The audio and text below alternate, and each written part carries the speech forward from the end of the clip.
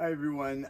Angela and I thought we'd put together some quick videos to show you some of the easels that I've used over the decades, really, to help you figure out what you might want to plan for our trip in September for Budapest. Okay. The first easel that plein air easel that I used this for decades, and it actually worked really well. Essentially, it's just a flat bar, and you can buy these in any different configuration and or brand. I kind of MacGyvered this one up myself. The nice thing about it is it'll tilt if you've got a adjustable tripod really easily, and it's large enough to fit a half-sheet watercolor. This is a half-sheet gator board that you can set in there, and you can easily see that it'll accommodate that. Plus, I just have a rubber band on the bottom for my sponge where I can palette off the brush. Here's the con. You can see that there isn't a lot of support out here. So if you're working on a detail out here, you can see there might be a little bit of a wobble. And if a wind gust comes up, there's definitely an issue. I have lost paintings and chased paintings from this easel many times. So take that into consideration. The tray is really simple. I made this myself as well to accommodate just some of the water containers that I have. Here's my large palette that I can set on there and use. Brushes you can just set on there, and any of the other equipment that you guys use or may need to finish a plein air painting. Next, we'll go to the Sienna easel. So number 2 on our easel menu is the Sienna easel. I bought this to just kind of upgrade. It is a nicer easel. It does have some more features, obviously, than the first one I showed you.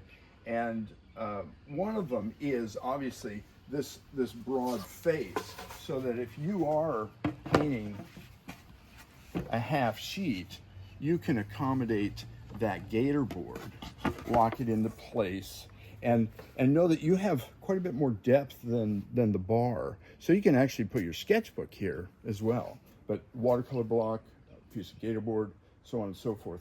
Lock that down, adjust it, and then paint away. But because of that broad face, you have much more support on the sides, and that was huge when I upgraded. The tray is really a tray and art box, and I'm sure you guys have seen videos of these or seen people use them. But what I like about it is it will lock, so that if you've got all your equipment in here, what will fit, then you put it in your backpack or your kit, and know that it won't pop open. Wet sponge, think about things like that. So you slide that open. This just has two drawers. You can put water container there, brushes here, and then it will accommodate that large metal palette. Now, the cons. Really only one or two cons, in that it's wood and it's kind of large, so it is heavy. And remember, we'll start out in the morning, we might be fresh and all excited and have that energy, but by the end of the day, we're going to be feeling it. So consider that when you're selecting your easels. So let's go to number 3. So here's the third version. This is a new easel, new system to both Angela and I. We saw it at a recent convention. It's the UGO system. Okay, so UGO. Interesting product. It's based on these really strong magnets, and what I was impressed with are these hinges. When you first get it, you feel like you need to loosen something. They are really super strong. Apparently that's a proprietary hinge, and from the videos I've watched, that will last for quite a while. So don't worry about that. Let's go on to the magnet system. So you guys know I paint with a metal palette. However, when they say metal on the box, it might be aluminum. This palette I've been painting with for years, decades, is not metal, it's an aluminum. It's still a great palette, I'll paint on it forever, but for this system, I'll probably have to bring my actual, little metal palette, because when you see it against these, or work with these magnets, it's fantastic. That thing will not drop. Wind comes up, something shakes, at least your paint's going to stay in place.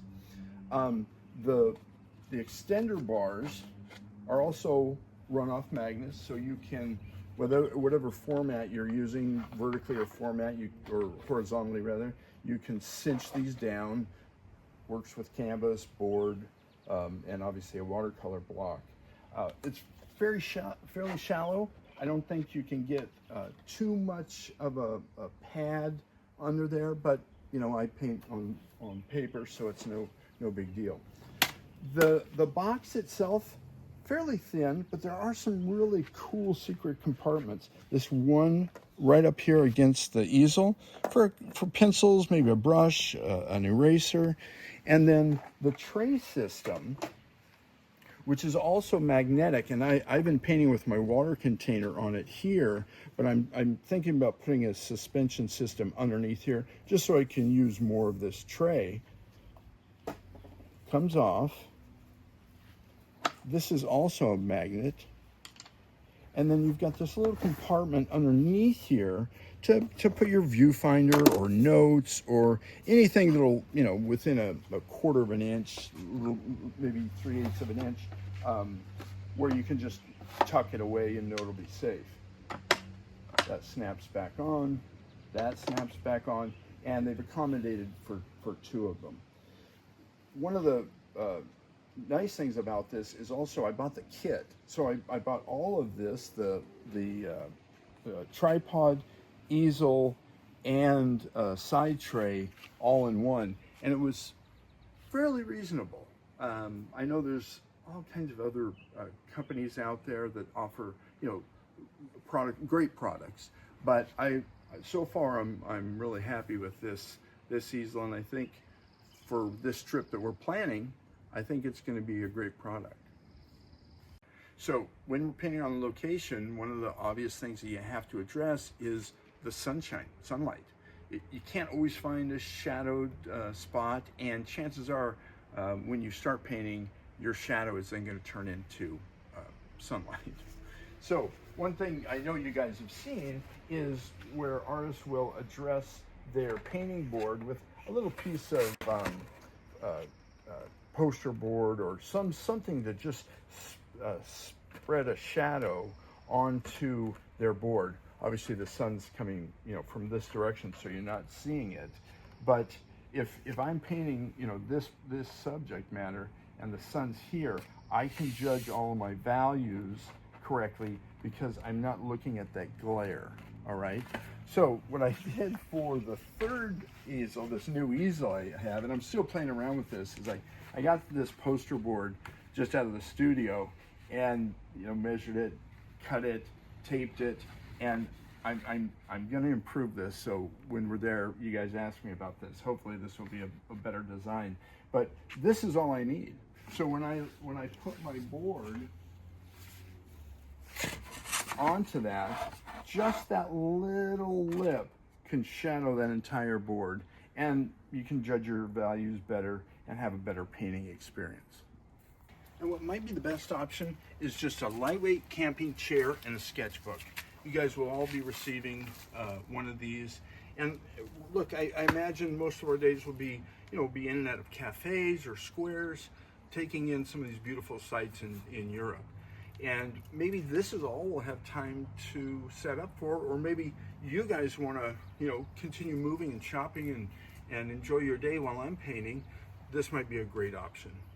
Think about just some of the notes you can take in a sketchbook, along with the thousands of pictures that we all take. And once you get back to the studio, you can work up some paintings from there.